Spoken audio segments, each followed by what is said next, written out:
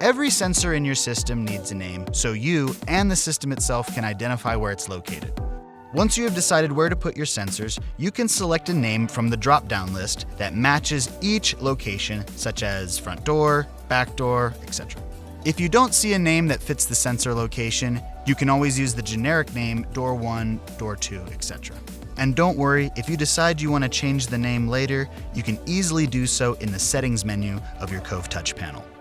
To name each sensor, select the Choose Name drop-down under each sensor and select from one of the sensor names that are available on the list. For door window sensors, you will need to specify if it is a door sensor or a window sensor before selecting the name.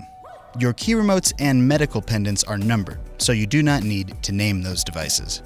It won't be necessary to keep track of individual sensors and their serial numbers after you name them. Your panel will verbally tell you which sensors you have in your hand kitchen door during the installation process, so you know where to install it. Make sure to check out our short install videos to learn how to install each sensor, how to remove unneeded sensors from your system during the activation process. We understand that every home is different and you may not need every piece of equipment we provide. You can remove any piece of equipment from your system during the activation process. For example, you might want to remove a motion sensor if you have a large indoor pet that could trigger the sensor and cause a false alarm. Identify any sensor you don't want to use and set it to the side. On the back of each sensor is a sticker with a serial number.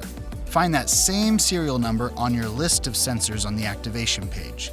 Once you have found it, select the Delete button instead of giving it a name.